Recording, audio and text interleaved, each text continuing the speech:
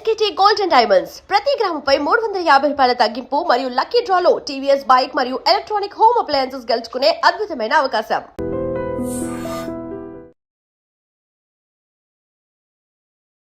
రీసెంట్గా నేను విన్నాను సార్, ఒక ఫ్యామిలీలో ఒక 2 years 1 year గ్యాప్లో ఇద్దరికీ క్యాన్సర్ వచ్చింది, డిఫరెంట్ క్యాన్సర్స్. అట్లా కూడా ఉంటుందా సార్? మేడం, ఒక పేషెంట్కి 6 క్యాన్సర్లు చూసాను నేను. అంటే గత 36 ఏళ్లలో 6 క్యాన్సర్స్ సర్వైవ్ అయ్యారు. ఆవిడ బతికేశారు. వారికి అవగాహన ఉండటంతో ముందుగా పట్టుకుంటున్నారు. సో నేను ఇందాక మనం వచ్చి నెగ్లెక్ట్ చేయడం వల్ల అట్లా నెగ్లెక్ట్ కాదు మేడం, కొత్త క్యాన్సర్ ఫస్ట్ బ్రెస్ట్లో వచ్చింది, తర్వాత ఓవరీలో వచ్చింది, తర్వాత థైరాయిడ్లో వచ్చింది. అలా 6 క్యాన్సర్స్ని ఆవిడ జయించారు. సో అలా చాలా మంది చూస్తున్నాం. రెగ్యులర్గా ఫాలోఅప్కి వస్తుంటారు. సో ఈ క్యాన్సర్ పేషెంట్స్తో డాక్టర్కి ఒక మంచి సన్నిహిత సంబంధం ఏర్పడుతుంది. క్యాన్సర్ అనేది మనం ఆ పేషెంట్ ఒక్కరినే ట్రీట్ చేయము, ఫ్యామిలీని కూడా ట్రీట్ చేయాలి. ఇప్పుడు క్యాన్సర్ పేషెంట్ ఓపీలోకి రాగానే మిగతా పేషెంట్స్లా ఉండరు, వాళ్ళు ఇలా చూస్తుంటారు. వాళ్ళలో చాలా భయం, ఆందోళన, ఆదుర్ద. ఇప్పుడు మీరు చూడండి, మీరు వాకింగ్కి వెళ్తారు రోజు కేబీఆర్కి, రోజు ఒక మనిషి ఎదురుగా వస్తాడు. ఆయన ఎవరో మీకు తెలియదు. 62 ఏళ్ల మనిషి, రోజు 70 ఏళ్ల మనిషి ఎదురుగా వస్తున్నాడు. రోజు చూస్తున్నారు మీరు వాకింగ్కి వెళ్ళినప్పుడు, పరిచయం లేదు. కానీ సడన్గా ఒక వారం రోజులుగా అతను రాలేదు. మీకేమనిపిస్తుంది? ఎందుకు రాలేదు? సడన్ గా ఆయన క్యాన్సర్ వచ్చిందని పక్కన ఎవరో చెప్పారనుకోండి, మీది కూడా రోజు డిస్టర్బ్ అయిపోతారు. పొద్దున్నే మీరు అయ్యో ఇక్కడ నడిచే మనిషి రోజు యాక్టివ్గా నడిచేవారు, 70 ఏళ్ల వయసులో నాకన్నా ఫాస్ట్గా నడిచేవారు, వాటర్ బాటిల్ పట్టుకొని నడిచేవారు, డంబెల్ పట్టుకొని నడిచేవారు, ఆయన అంత హెల్దీ మ్యాను, ఆయన క్యాన్సర్ అవటం ఏంటి? అతను ఎవరో మీకు తెలియకపోయినా, అదే ఫ్యామిలీలో ఎవరికైనా క్యాన్సర్ వస్తే మానసికంగా ఇంకా ఫినాన్షియల్గా కూడా డ్రైన్ అయిపోతారు. ఎందుకంటే క్యాన్సర్ ట్రీట్మెంట్ ఈజ్ ఎక్స్పెన్సివ్. ఈ కొత్త లేటెస్ట్ పెట్ సిటీ స్కాన్స్, ఎంఆర్స్ అవన్నీ ఇంపోర్టెడ్ ఎక్విప్మెంట్. దానికి గవర్నమెంట్కి మళ్ళీ మనం 30% కస్టమ్స్ కట్టాలి. వాటికి యాన్యువల్ మెయింటెనెన్స్ కాంట్రాక్టే కోట్ల రూపాయల్లో ఉంటుంది. సో దాని ద్వారా తర్వాత ఈ మెడిసిన్స్ ఇందాక మనం డిస్కస్ చేసాం, పేటెంటెడ్ మాలిక్యూల్స్. అప్పుడెప్పుడో రాజశేఖర రెడ్డి గారు చెప్పారు, ఆయన ముఖ్యమంత్రిగా ఉండగా, కిడ్నీ ఎయిల్మెంటు, క్యాన్సరు, హార్ట్ ఎయిల్మెంట్ వస్తే రిచ్ పేషెంట్ పూర్ పేషెంట్ అయిపోతాడు, పూర్ పేషెంట్ రోడ్డున పడతారని ఆయన ఆరోగ్యశ్రీ తెచ్చినప్పుడు చెప్పారు. గుర్తుందా మీకు? వే బ్యాక్ ఇన్ 2004, అంటే 22 ఏళ్ల క్రితం. ఇప్పుడు కూడా అంతే ఉంది పరిస్థితి. సార్, ఏది పట్టుకున్నా ఏది తిన్నా గాలి పీల్చినా కూడా క్యాన్సర్ వచ్చేస్తుంది అంటున్నారు సార్. సో అది మనం చెప్పేది మీ ప్రజల్ని భయపెట్టడానికి కాదండి, జాగ్రత్తలు తీసుకోవడానికి.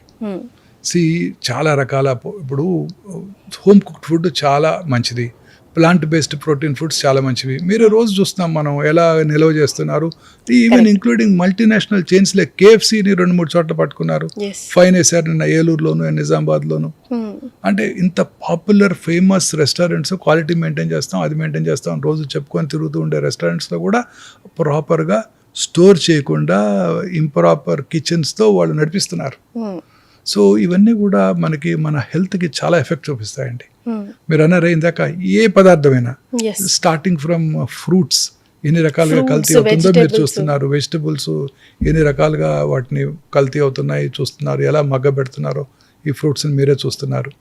అలాగే ఆయిల్స్, రీయూజ్డ్ ఆయిల్స్, అవగాహన లేక మనం ఇంతకాలం వాడిన రిఫైన్డ్ ఆయిల్స్, ఇవన్నీ కూడా మన శరీరానికి ఎంతో హానికరము. సో ఇవన్నీ కూడా ఈ బయట చేసే ఫుడ్స్లో మీకు ఫ్రెష్గా ఆయిల్ కొని వాడు మీకు అమ్ముతారనుకుంటున్నారా? లేదు, రీయూజ్ చేస్తూనే ఉంటారు.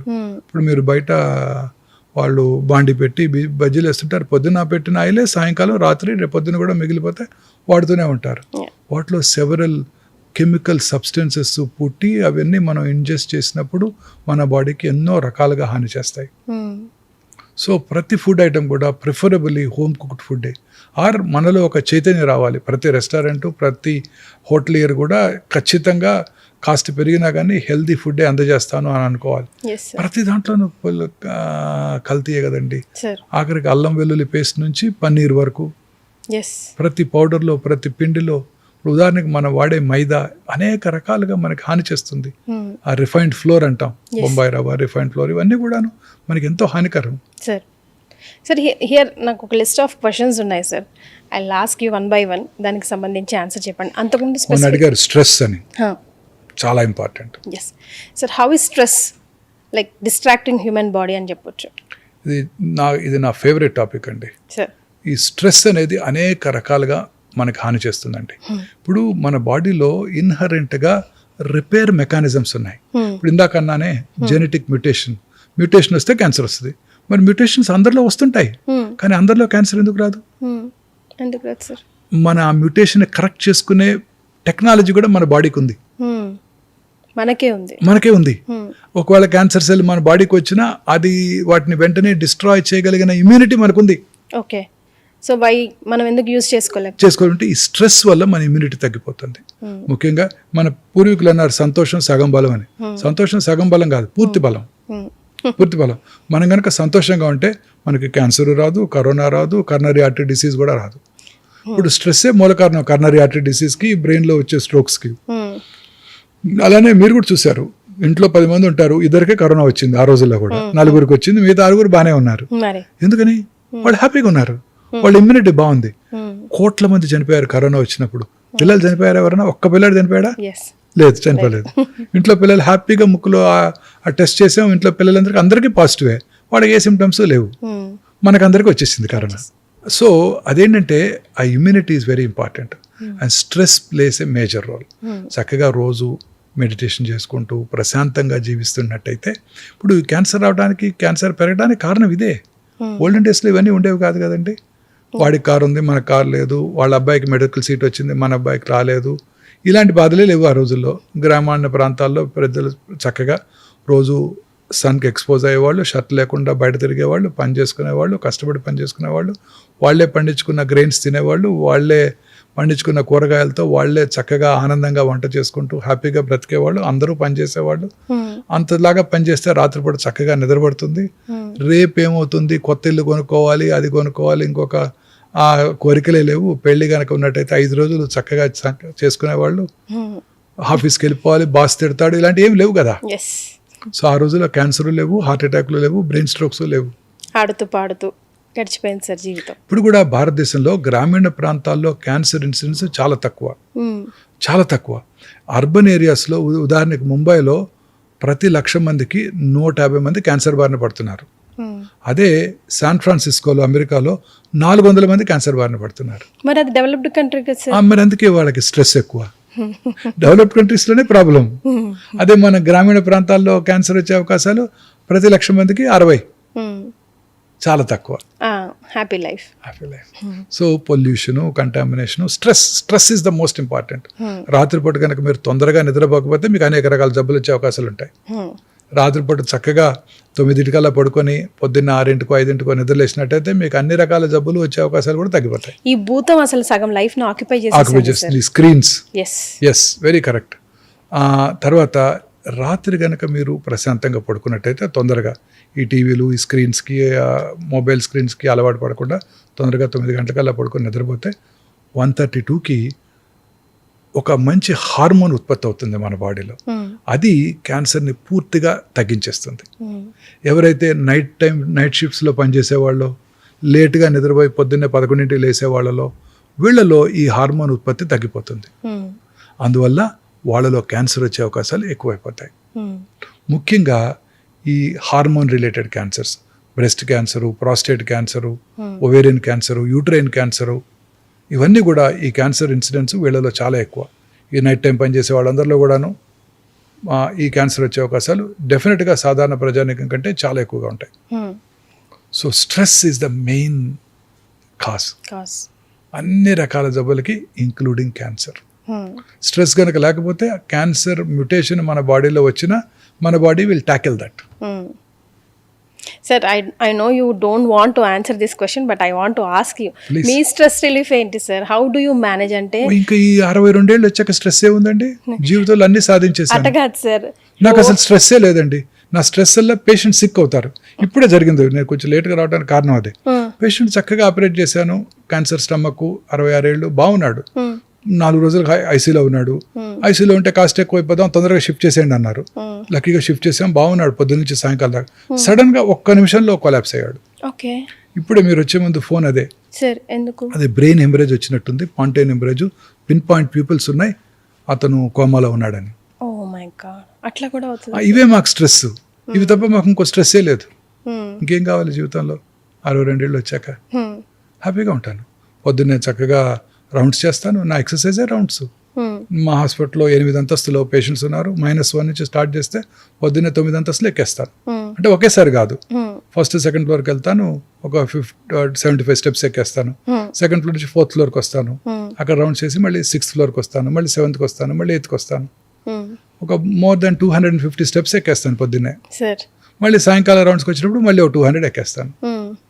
సో 450 స్టెప్స్ అంటే మంచి ఎక్సర్సైజ్ నాకు.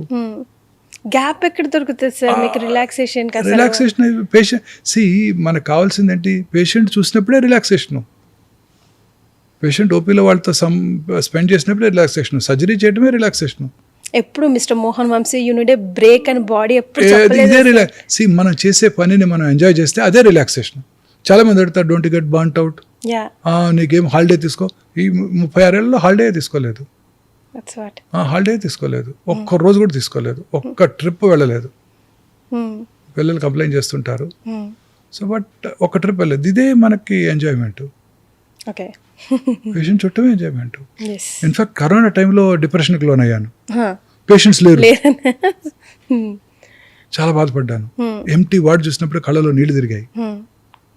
కానీ అప్పుడు వాళ్ళకి ఇంకా ఎఫెక్ట్ అయింది కదా సార్, అప్పుడు మీ నీడ్ ఇంకా ఎక్కువ ఉండింది కదా, అంటే బయటికి రాకపోయినా నీడ్ కదా, స్ట్రెస్ ఉండింది బాగా. అంటే వాళ్ళు ట్రీట్ చేయాలంటే భయం, నర్సులు ఉండేవాళ్ళు కాదు, పారిపోయారు నర్సులు అంతా. ఒక్కరోజు 104 నర్సులు వెళ్ళిపోయారు. నేనే డయాగ్నోస్ చేసి, నేను మా వైఫే సర్జరీ చేసి, రెసిడెంట్స్ కూడా పారిపోయారు. నేనే మా వైఫే సర్జరీ చేసి ఐసీయూలో మేమే మెడిసిన్స్ కూడా ఇచ్చాం కొన్నాళ్ళ పాటు. సో మీ స్ట్రెస్ రిలీఫ్ మీ వర్క్ ఎప్పుడు వర్క్ హ్యాపీగా ఎంజాయ్ చేస్తాను. And for more videos, please subscribe to iDream. Please subscribe to iDream. Please subscribe iDream. And please subscribe to iDream. For more videos, subscribe to iDream. please like, share and subscribe to the channel. Congratulations, iDream. Subscribe to iDream. Subscribe to iDream. So subscribe to iDream Media. iDream ki iDream team andarki huge congratulations. Please subscribe iDream Media. Please subscribe to iDream. Subscribe iDream. Please subscribe to iDream. iDream అంటే నా కళల ఛానల్ను subscribe చేసుకున్న నోరు తిరుగుతలేదు, మీరైతే గంట గుర్తు కొట్టండి. For more such videos, please subscribe to iDream. Subscribe to iDream. Please subscribe to iDream. Please subscribe iDream Media. Please do subscribe to iDream. Please subscribe to iDream Media. For best entertainment and information, please subscribe iDream. And don't forget to subscribe to iDream.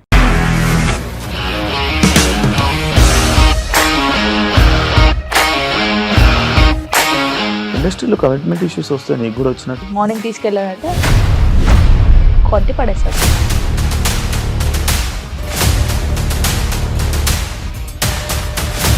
ఒక్కళ్ళు కూడా చూడలేదు ఈ cinema అని చెప్పడానికి కూడా చాలా ధైర్యం కావాలి. అది నిజం కదా, దాంట్లో ధైర్యం ఏంటి? నెక్స్ట్ డే ప్లేట్ మార్చేస్తే తప్పు కదా. As of now we are comfortable this అని నేను అనుకుంటున్నాను. రష్మిక గారిది మీది ఒకే ఊరంట కదా. నీకు కోపం వచ్చిందంటే బాగా తిట్టేత్తరా? తిట్టేద్దామండి. నిజంగా గేమ్ ని ఎలా చేంజ్ చేయగలిగారు? ఏపీఎస్ఎఫ్సి వాళ్ళకి 6 నెలల్లో నేను 6 లక్షలు కట్టా. బిజినెస్ చేయాలనుకుంటే it is as difficult as riding a tiger.